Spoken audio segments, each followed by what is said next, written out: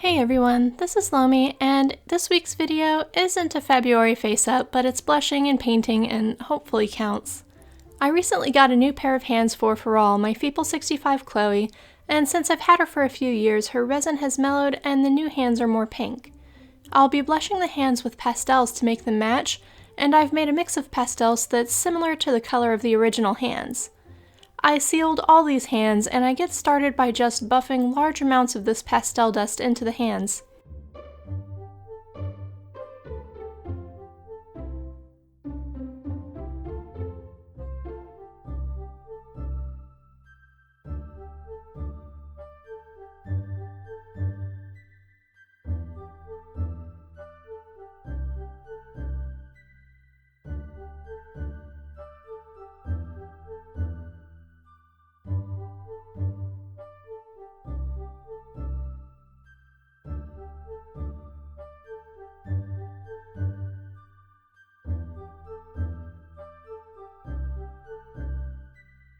I've never actually done color matching exclusively with pastels before, and most of the discussion I saw about it involved doing lots of layers of the color you want, slowly building up until you really only see the color of the pastels and not the original resin underneath.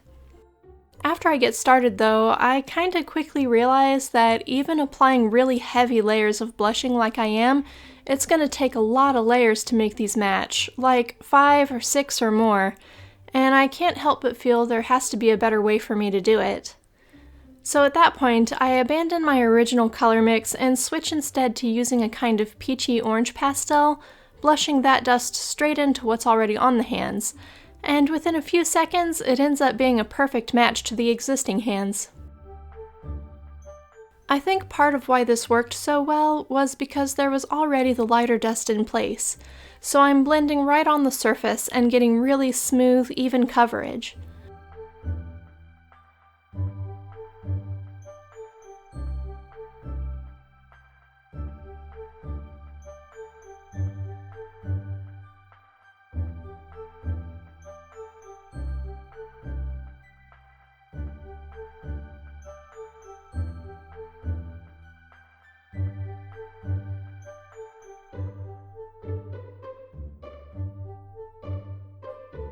The color difference is pretty subtle, so at first I wasn't sure I had changed much.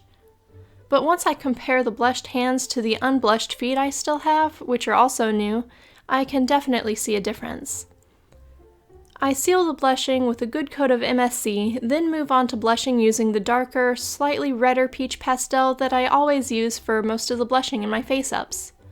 It's redder in person than it looks on camera, which is always a little disappointing in video, but in photos I can always adjust it to make it look more true to life. I've done body blushing on dolls before, but never a manicure where the focus was really just the blushing of the hands and nails and the body itself didn't have blushing. As a result, I decided to make the shading really soft and subtle and not super realistic or detailed because I don't want the hands to look out of place on an unblushed body. So I blush between the tendons and the back of the hand, the creases of the fingers and the palms, the nail beds, and across the knuckles. I see a lot of really beautiful hand blushing that includes detailing like lines on the knuckles and veins in the backs of the hands, as well as rich color palettes that include purples, blues, and reds to make it look much more lifelike. I imagine those would look incredible on a doll with full body blushing, but I have to consider that the doll's face-up is very simple too, and I want all her parts to look like they still belong together.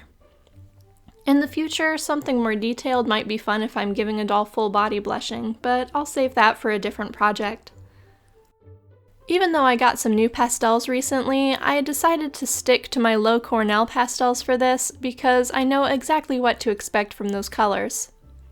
Anytime you're doing something new, it helps to use familiar supplies. Most of the blushing I do uses just one brush, the nice fluffy one I use for almost all my face-up blushing. I put it on a little heavy and then blend it out into softer shading.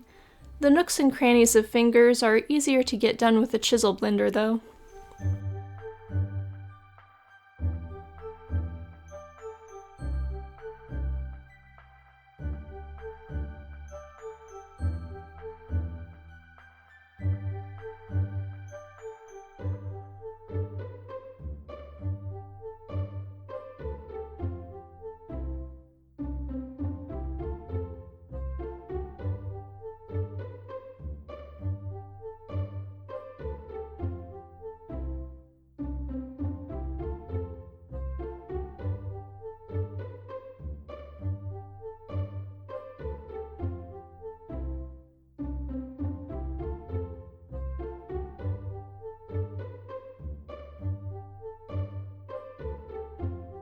I also use my chisel blender to add some pastel that's a bit more pink to the fingernails.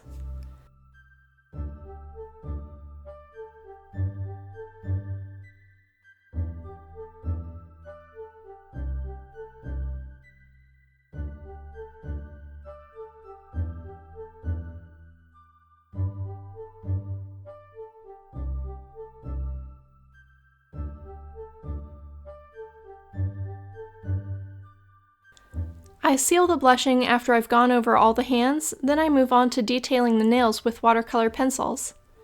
I tried a very pale pink at first, but I didn't feel like it showed up enough, so I'll stick to white.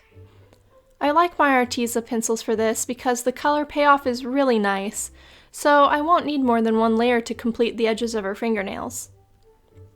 It wasn't until I had already started the process of blushing her new hands that I realized there was a flaw in the resin, in the form of a dark inclusion on one of her fingernails.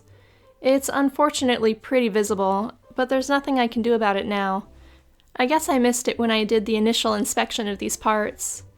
I'll have to live with it. If I were painting her nails, I could cover it, but I'll just have to imagine that it's some dirt or ink from her work. That's fine for her character, and I'll have to do more thorough inspections in the future. After the ordeal that was getting my parts of this order, I don't know that I'd want to deal with trying to get a replacement anyway.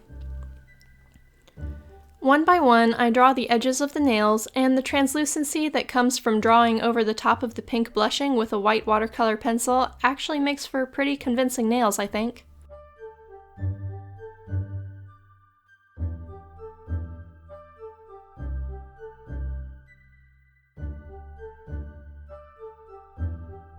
And that's it!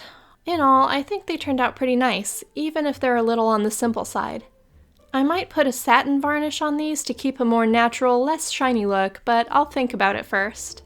That's all for today though. Thanks for watching. Bye.